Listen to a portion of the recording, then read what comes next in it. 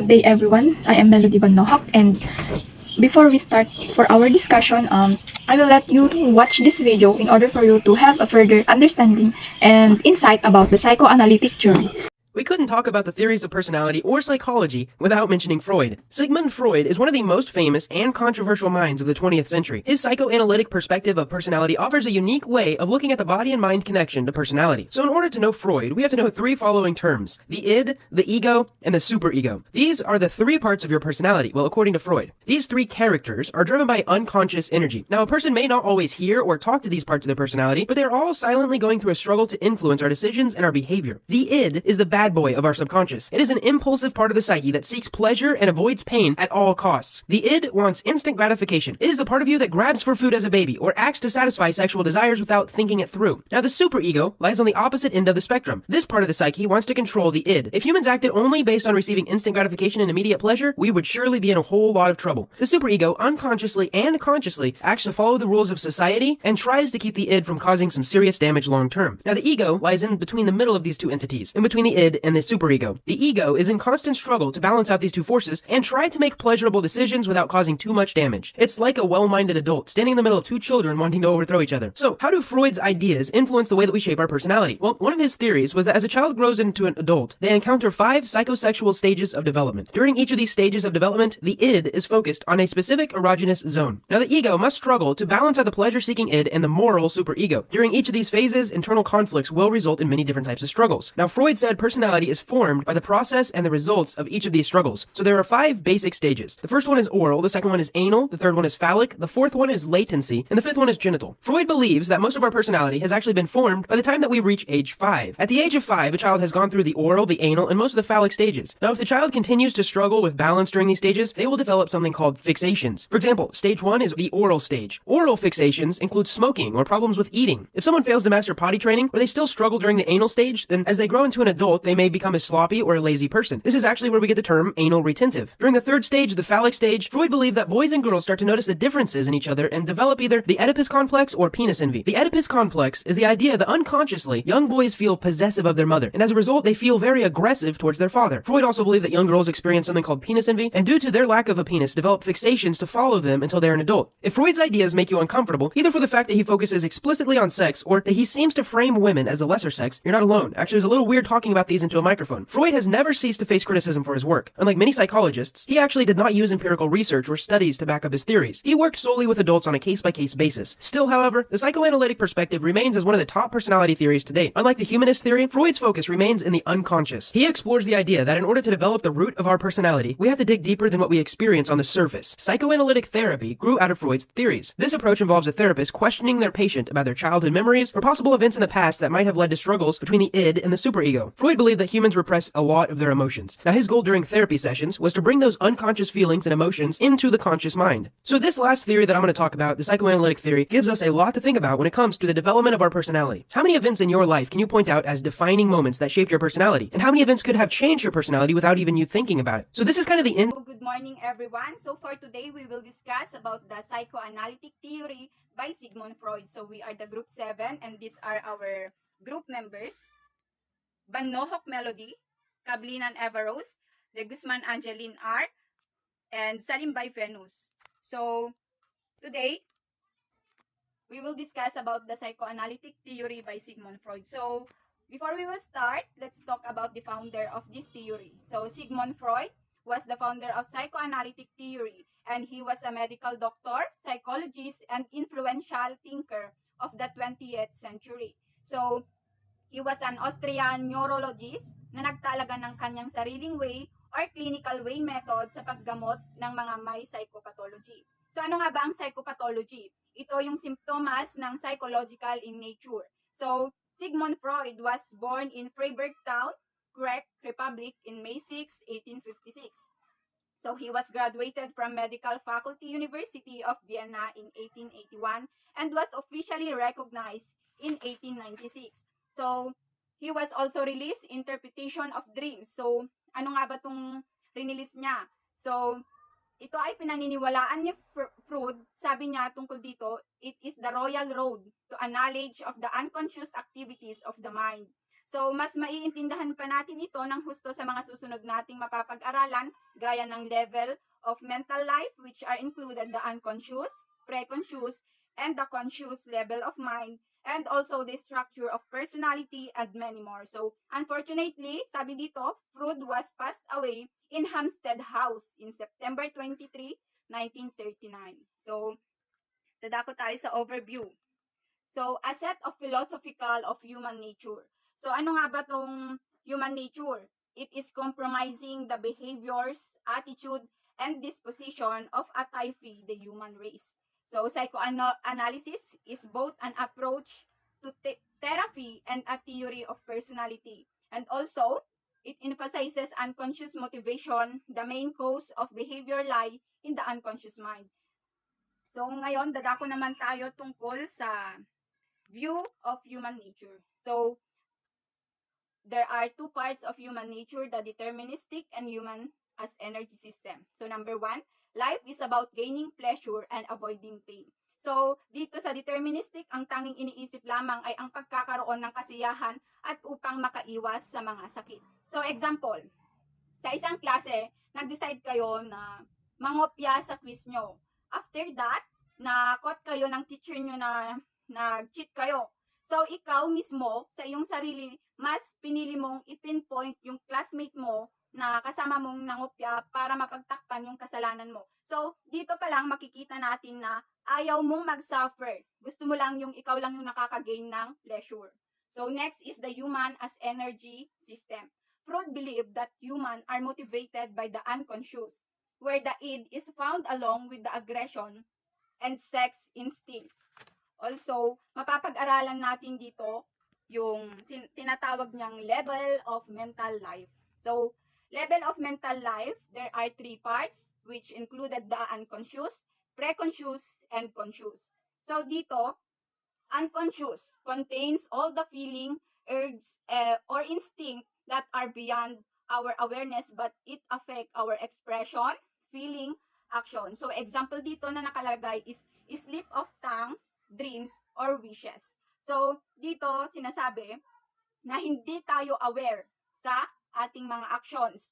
Example is that anger of one's mother, memories of childhood abuse, and hatred of a family member might be repressed in the unconscious. So, the unconscious is further divided into the id, the repository or baser instinct. So, ito yung tinatawag na dito na iiwan yung mga memories natin nung bata tayo or actions na ginagawa natin na hindi natin namamalayan. The superego similar to the conscience and which contains societal prescription about correct behavior. So, di ba nung bata tayo, nakakagawa tayo ng mga bagay na hindi natin alam na mali pala or maganda. So, sinusuway tayo ng ating mga magulang. So, kaya ito nagkukos ng hatred sa ating mga parents kasi ang alam natin, sinusuway tayo dahil hindi tayo mahal ganon. So, yung unconscious, hindi tayo aware sa mga aksyon na nagagawa natin. Ako naman tayo dito sa preconscious. So, what is preconscious? Facts is stored in a part of the brain which are not conscious but are available for possible use in the future. So, ang example dito, a person will never think of her home address at that moment, but when her friend asks for it, she can easily recall it. So, ang preconscious, hindi mo na siya kailangang isipin pa ng malalim para maalala yung mga sinasabi nila, kundi madali mo lang itong naaalala kasi innate na ito sa'yo, andon na yung thought, aware ka na sa mga sinasabi nila. Not unlike sa unconscious na hindi ka aware, so kailangan mong balikan yung mga memories mo or yung nakaraan para maalala ang isang bagay. So, another example of this is kapag tinatanong kung ano yung pangalan mo, ilang taon ka na, so, makakasagot ka agad kasi aware ka na yung pangalan mo, yung edad mo, alam mo na, andito na siya sa utak mo. So, madali mo lang itong ma-response sa mga nagtatanong sa'yo. So, conscious, only level of mental life that are directly available to us, the awareness of our own mental process.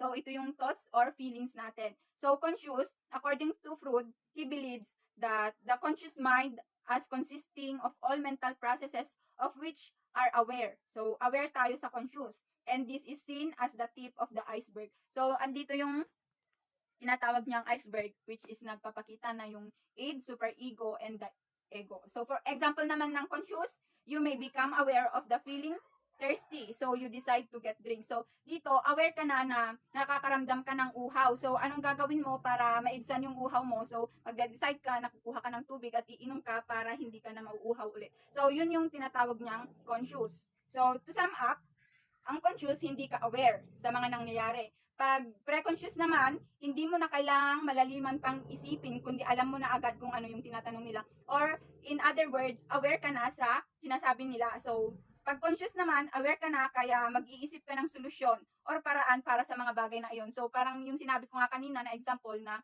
alam mong nauuhaw ka, so mag-iisip ka ng solusyon para maibsan yung uhaw mo, so iinom ka ng tubig.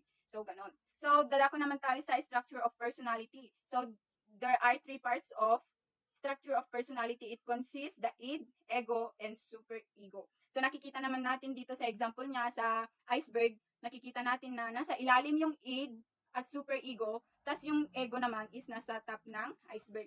So mas maiintindihan pa natin ito ng malaliman sa mga susunod na explanation. So id.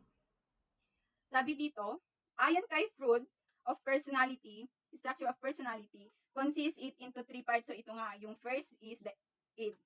Ito yung unang nade-develop pagkapanganak pa lang natin at nalalaman ito ng basic instinct natin. So, ang tinatawag dito na basic instinct daw, ayon kay Freud, ay yung maranasan daw natin ang pleasurable o ang masarap at hanggat maari ay maiwasan yung mga hirap o mga sufferings. So, walang pakialam ang id sa kung ano ang mangyayari sa labas o sa realidad ng buhay natin. Basta ang gusto niya ay masatisfy lang yung mga pangangailangan niya, in which is yung pleasure. So, ito yung tinatawag nilang pleasure principle. So, ang id ay nasa unconscious ayon kay Freud. Ibig sabihin, hindi tayo aware dito. So, para mabigyan pansin ang mga pangangailangan ni id, nagde-develop eventually yung tinatawag nating ego.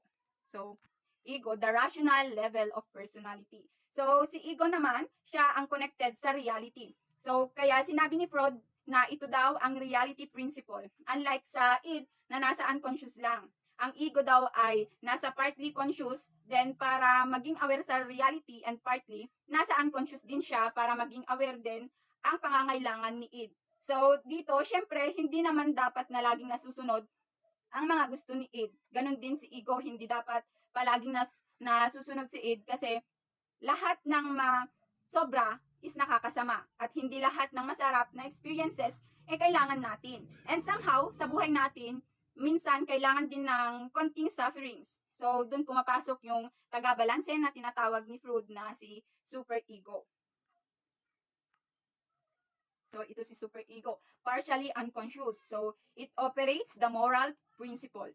It's able to differentiate between good, bad, right, and wrong. If the people follow their superego, they will feel proud, but if they don't follow, they will feel guilty and anxious. So, ang sinasabi naman dito sa superego, ito yung tama sa mali. Nandito rin yung superego, yung tinatawag na ideal, o ito yung version natin na gusto nating maging in the future. O ito yung gusto nating in general, tulad ng ego partly nasa conscious at unconscious si superego. It is usually based sa mga principles ng mga caregivers natin at based din sa society natin at sa mga kulturang kinagisnan natin. Ito ang isang example sa na-discuss natin kanina.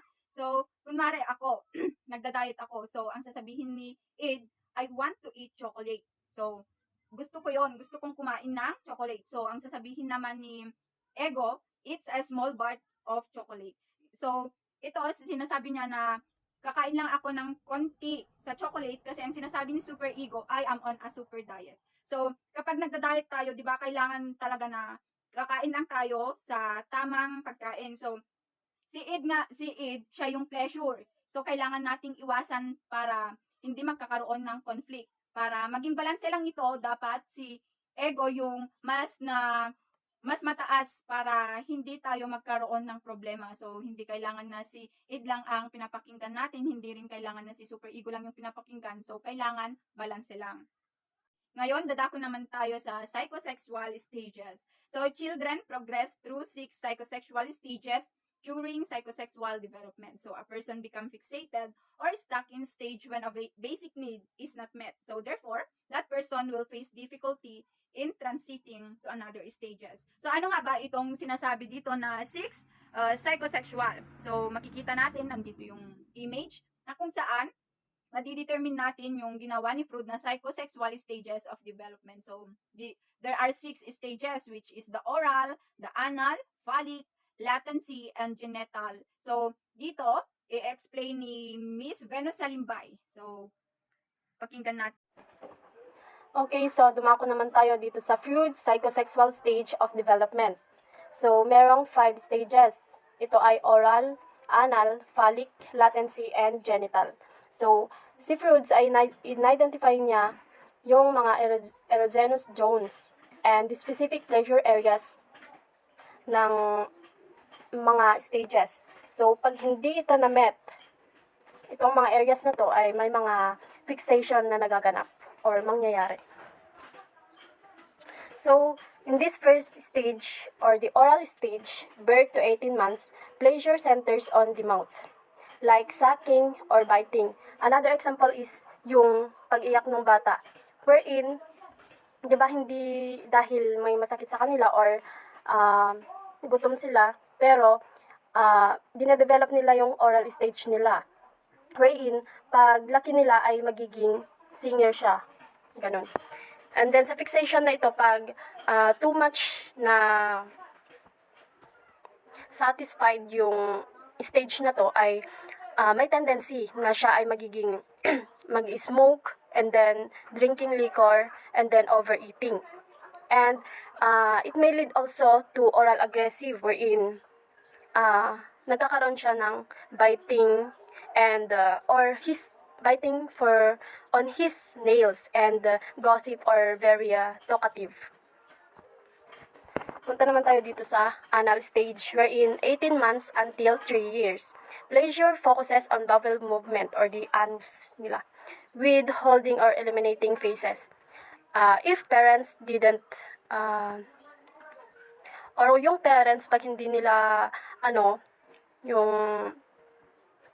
yung tinuruan kung paano magputi or magputi, ay may tendency na yung bata ay magiging messy and then disorganized.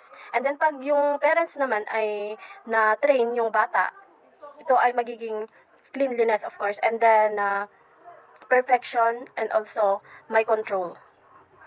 Kasi sa stage na to, 'di ba, is focus sila sa pagpupu, ganun. And then the third one is the phallic stage. 3 years to 6 years, pleasure zone is the sex organ or genitals. So dito, kapag yung boy ay may desire or nakikitaan niya yung mother niya ng affection, dito lumalabas yung Oedipus complex ng bata. And then yung naman girls ay nakikitaan din yung father with napopossess siya, ay ito ay nakakuha naman dito sa Electra complex in female. So, yung desire ng bata na nangyayari within the sexual desire of the bata. Ito stage na to is nasobrahan, ito ay mapagmataas yung bata, ganun. And yung kasalungat niya is magiging matatakutin yung bata sa mga, like for example, di ba, noon naloko na siya. Kapag nagkuha na siya ulit or magkakuha ng opposite sex sa mga adolescents, ay may posibilidad na matatakot na siya na baka maloko siya. Ganun. So, the fourth one is the latency stage, 6 to 11 years until puberty. No fixation occur as the child energy are focused on peer activities and personal mastery of learning and physical skills. So, dito sa 6 years to 11 years, na-focus lang sila sa mga skills nila. Yung nako-continue yung mga pag-develop ng mga skills nila and others. Dito naman sa genital stage, 12 years onwards. So, sexual interest in opposite sex increased. The child improved their personal identities, developed caring feeling towards others, established loving and sexual relationship, and progress in successful careers. Dito na sa adolescence or onwards ay nade-develop na yung mga pagka may nararamdaman na tayong love or affection sa ibang tao. And then, of course, yung career natin. And, like, for example na lang ako. Like adolescence, may nararamdaman ako sa mga ka-opposite sex ko. Pero, yung mga intended lang, of course, na mga nagugustuhan ko. Like that. And then, yung mga careers na gusto ko. Na-establish din yung mga yun. So, kapag nasobrahan naman itong genital stage na ito, ay magkakaroon ng unsatisfactory relationship or yung, di ba, naglolo ko, ganun. And then, pag ganun is, di ba yung sinabi ko kanina na magiging matatakot ka na makipagrelasyon ulit sa ibang tao. Baka is lokohin ka ulit. So, this defense mechanism is the idea of id, ego, and superego. As discussed in a while that Angeline discussed, is the id is the unconscious mind or the libido, the psychic energy that feels instinct and psychic process rather selfish or selfish. Superego is the moral beliefs that differentiate between good and bad and what is wrong or right. And the ego exists in our mind or the conscious mind or the reality, yung realidad na nangyayari dito sa mundo. And all this affecting the way you think and feel. Ego is the moderator between id and ego. So, go back with the defense mechanism, our way to cope up with negative emotions. So, ito yung mga nagde-defense sa mga nangyayari sa yung mga bad influence ng id and super ego. And start with the first one, where is repression. Unpleasant experiences are stored deep in the subconscious mind and can't be accessed by the conscious mind. This is the basic defense mechanism. For example, is an accident victim nearly dies but remembers none of the details of the accident. So, itong basic defense mechanism na ito or the repression, pag na-experience natin itong unpleasant experience, ay magkakaroon tayo ng trauma or the physical and mental effects. And dito, na-influensyahan yung feelings natin na matatakot na tayo sa ganyang bagay or itong nangyayari. Another example of unpleasant experience is yung mga hindi natin alam kung mangyayari ito. Like for example, pag nagmotor ka ganun ay na disgrasya ka doon, hindi mo makakakuha yun na experience. Ito yung mga unpleasant experience na pag na disgrasya ka na ay may instances na matatakot ka ng magmotor. Ganun. And the second one is displacement. Redirecting the feeling of hostility and violent action from self to another that is less threatening from original source. So, example na lang yung mother ay, di ba, pinagalitan niya yung anak niya. Tapos, dito, sa sitwasyon na ito, yung anak niya naman ay papagalitan niya yung, yung doll niya. Ganun yun. Dito sa example na to, angered by a neighbor's hateful comment, and mothers punish the child for accident spilling her drinks. So dito, kumbaga, pag dito, nangyayari talaga ito pag nakikipag-away yung bata sa ibang tao, tapos ikaw na mother ay hindi mo aanuhin yung ibang tao, kundi yung anak mo na lang. Para sa ganun ay mapunish siya. Para sa ganun ay hindi ma-defend yung child para hindi lumaki yung ulo niya. And then the third one is rationalization. providing a reasonable explanation to make undesirable behavior appear logically. So, example dito, a student who fails a test because she did not study hard enough blames her failure on the teacher for using tricky questions. So, dito yung bata, dahil nga sa na-fail siya sa test, ay yung ina-explain niya yung mga gusto niya o yung mga nararamdaman niya, pero hindi tricky questions. Or blame niya yung teacher niya. So, dito, pumapasok si id.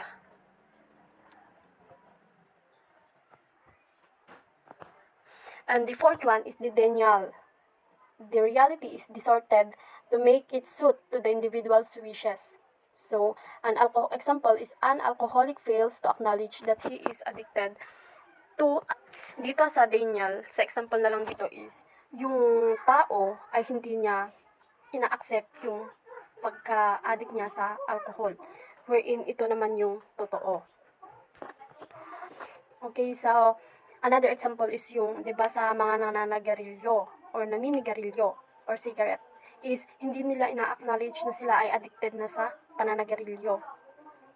Pero ito na pala yung totoong nangyayari sa kanila. Dito sa defense mechanism wherein the denial.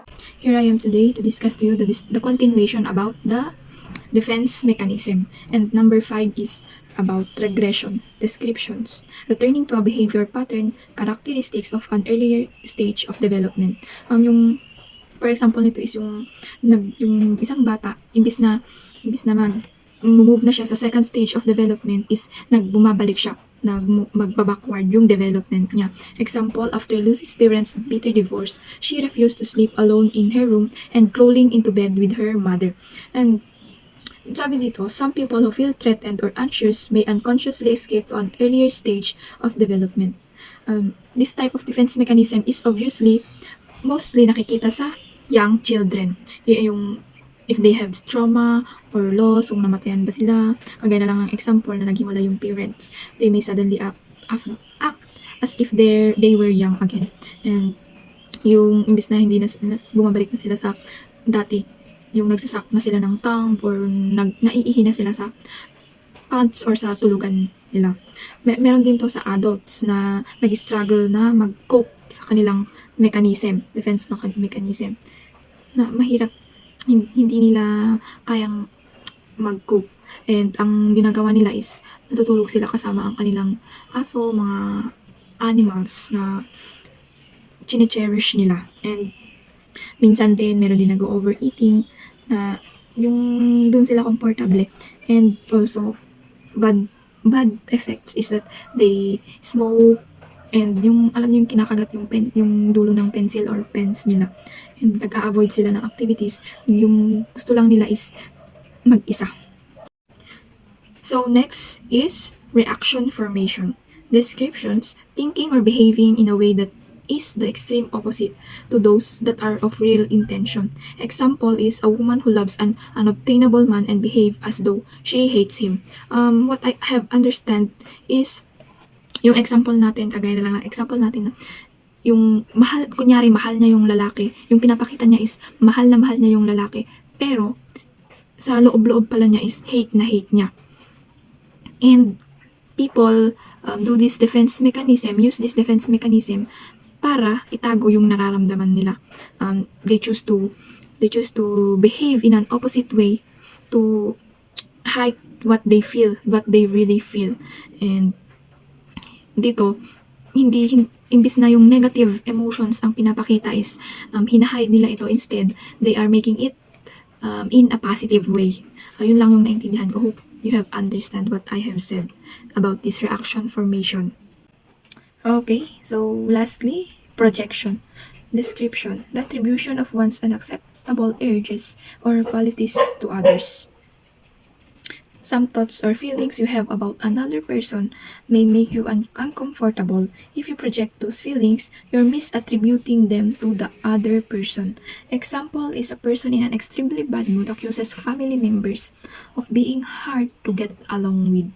Yung imbis na ikaw pala yung mahirap pakisamahan, pero iniisip mo, yung kapamilya mo is mahirap pakisamahan. Yung parang ganun ba, yung baliktad, nababaliktad na. Yung kung ano sana yung iniisip mong gawin sa isang tao is, yun yung iniisip mo na ginagawa niya sa'yo. Understand? Basta yun, yung parang magkabaliktad ba? And before we proceed to the next topic, I just want to read this to you, that defense mechanisms can be viewed as a type of self-deception. You might be using them to hide emotional responses that you don't want to deal with from yourself. However, it's done mostly on an unconscious level. You're not always aware of the way your mind or ego will respond. Yung hindi na natin naiisip kung ano yung ginagawa natin. Kumbaga ba kapag yung galit na tayo is yung wala na tayong control sa sarili natin.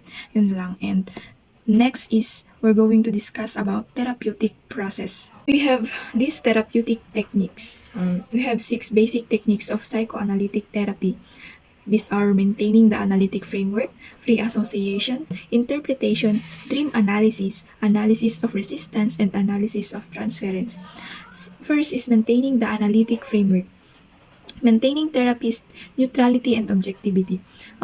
As a therapist, kung kunyari tayo ay therapist, dapat neutral tayo sa lahat ng sinasabi natin, and we should have the objective to na syempre magamot yung ating clients. Second, the regularity and consistency of meetings.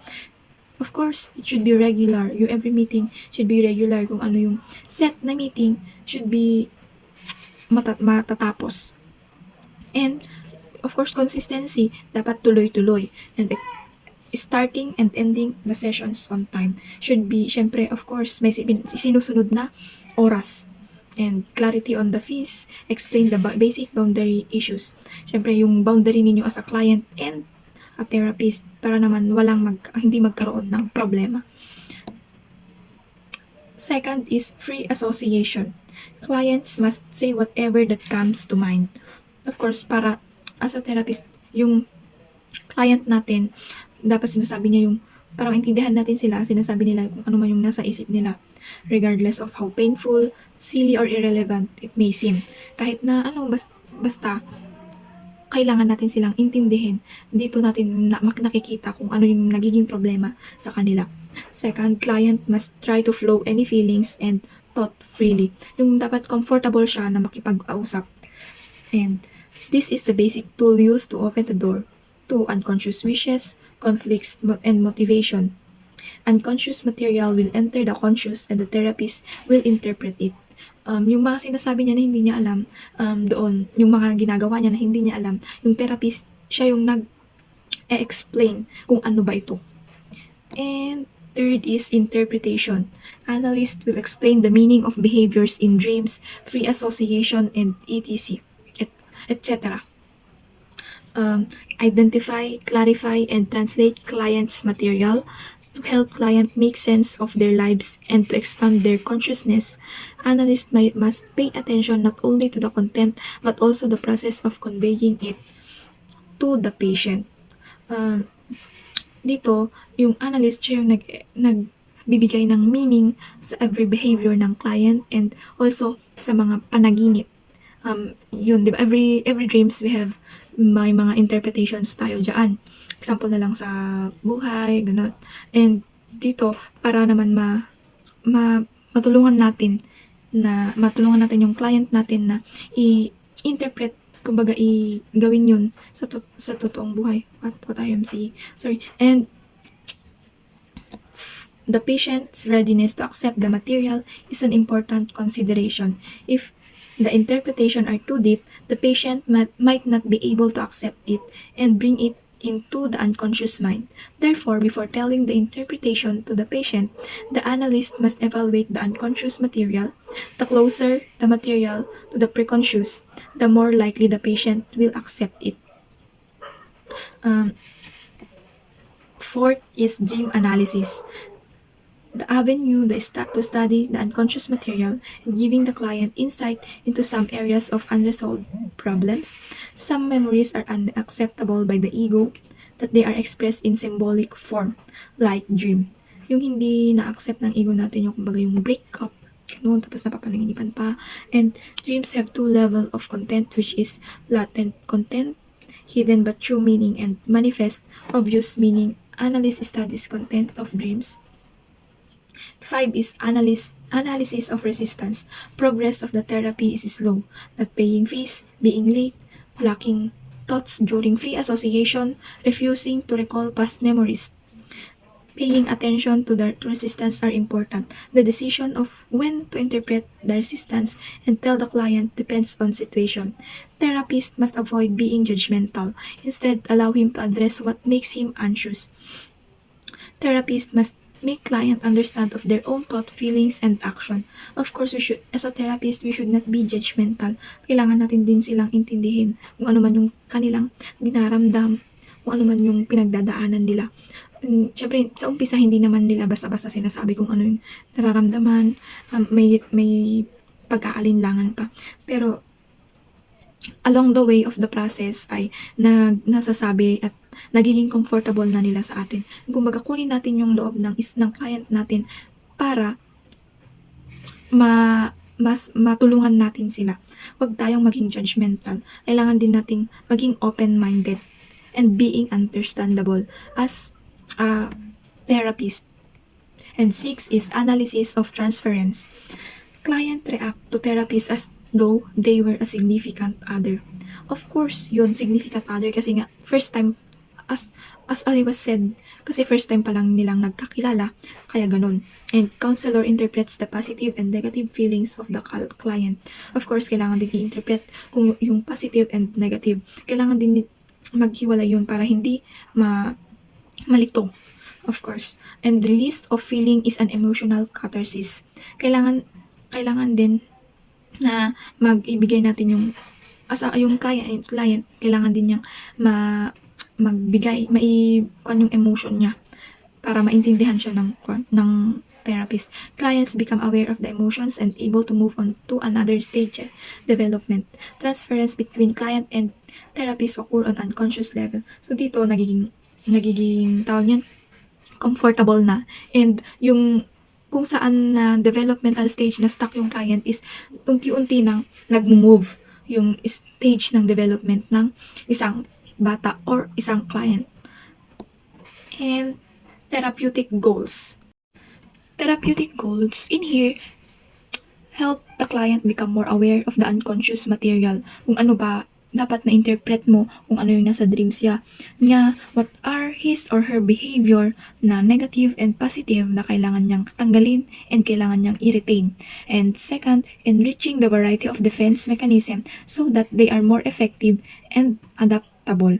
And of course, kailangan mong mas payabungin pa yung yung variety ng defense mechanism para naman maging effective sila and kailangan and na-adapt mismo ng client or ng bata yung mga sinasabi natin, yung ipapagawa natin sa kanila. And of course, to be able to cope with the difficulties and demands, and also strengthening of the ego. To be able to cope with difficulties and demands, yung dito, yung kung ano yung hindi niya nagagawa dati, nagagawa na niya, yung parang, kumbaga, yung needs niya na ma-attain yung positive side is nagagawa na niya. Yun lang. And I hope you understand what I have explained to you and what I have read.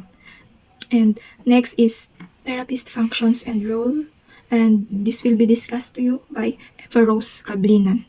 And thank you for listening.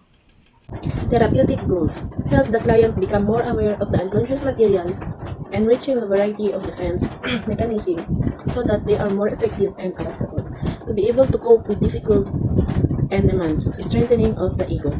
So sa therapeutic goals is yung naintindihan ko dito is ito yung parang yung mga idea or yung wants ng isang tao or client na aware siya sa unconscious materials dito sa my therapeutic goals. And here, dun sa my strengthening of the ego is ito yung wants mo lang siya. So dapat ma-strengthen yung strengthening or mapalaki yung ego ng therapeutic goals.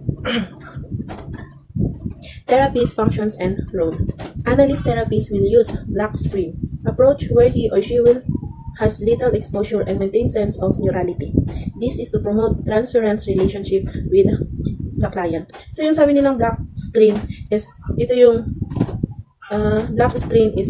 work to describe neurality of the analysis.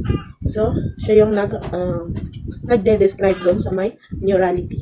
And this is to promote transference relationship with client. So tingnan natin yung transference relationship.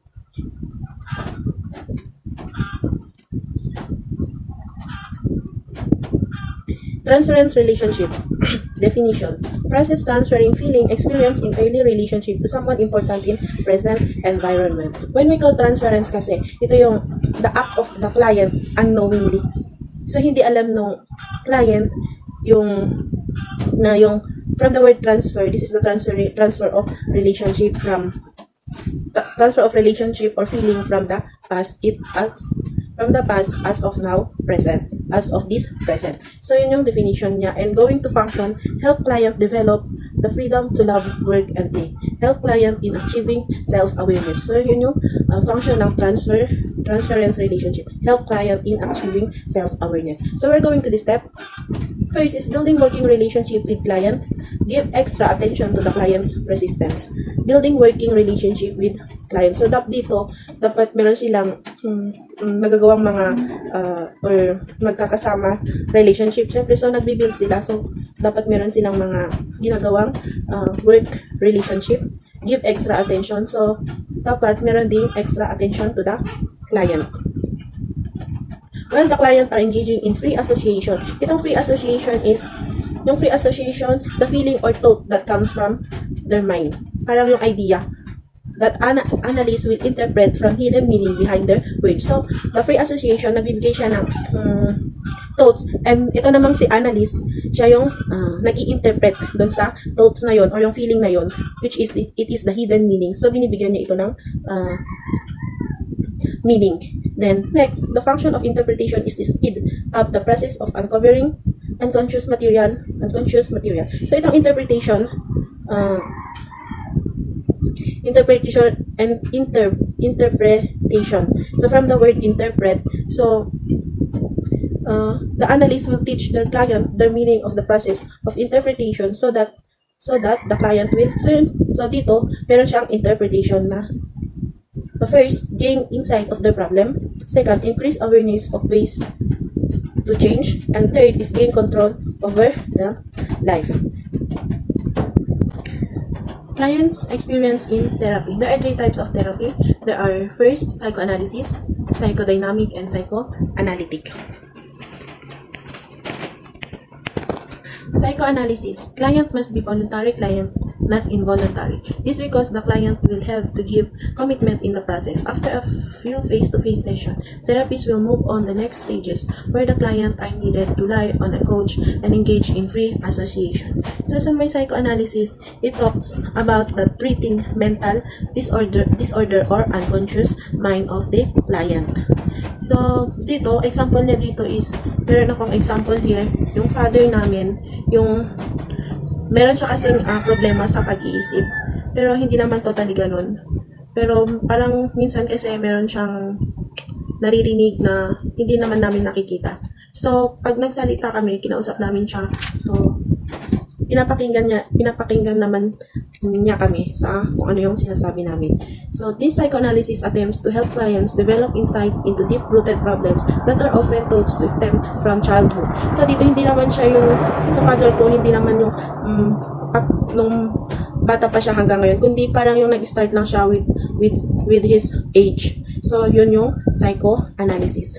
Psychoanalytic therapy. This therapy engage in more supportive intervention. Psychoanalytic therapy based upon psychoanalysis but is less intensive, 1 to 3 session per week. So, ito naman yung psychoanalytic therapy. It has the 1 to 3 session per week. This is more often on talk therapy. Talk therapy to the client. Dito kasi the reason kasi is para makita or ma-explore yung pag-iisip ng isang tao sa may mga emotional disorder. So, dito yung client will talk about their life and the therapist therapist will listen. So, doon sa my client, sinasabi niya kung ano yung problema niya doon sa therapist.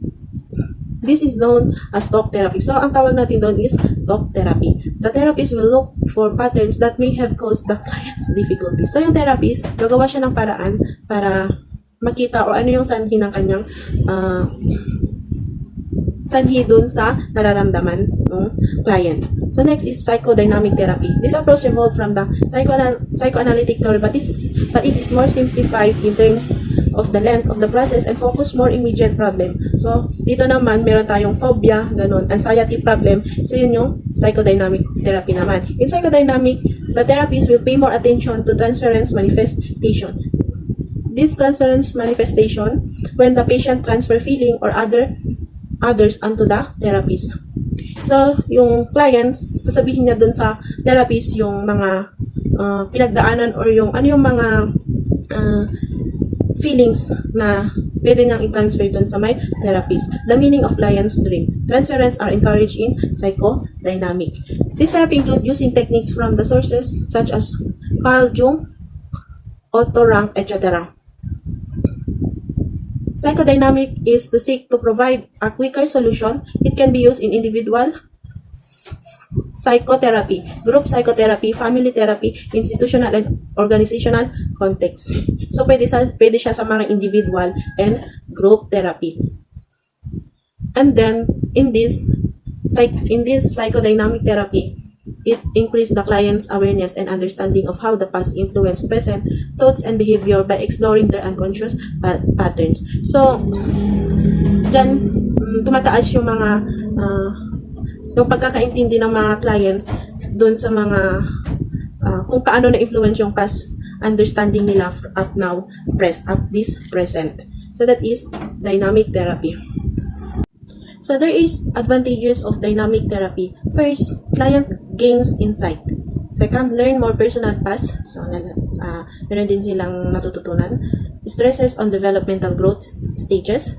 Can be used for a variety of disorders like hysteria, phobias, anxiety, sexual difficulties. So, ito yung mga advantages. And disadvantages are long-term process and expensive. So, ito, disadvantage nito, requires client full commitment, used mostly in psychiatry, not useful for older clients, not designed to help people with urgent concerns. So, these are the advantages and disadvantages of psychodynamic therapy.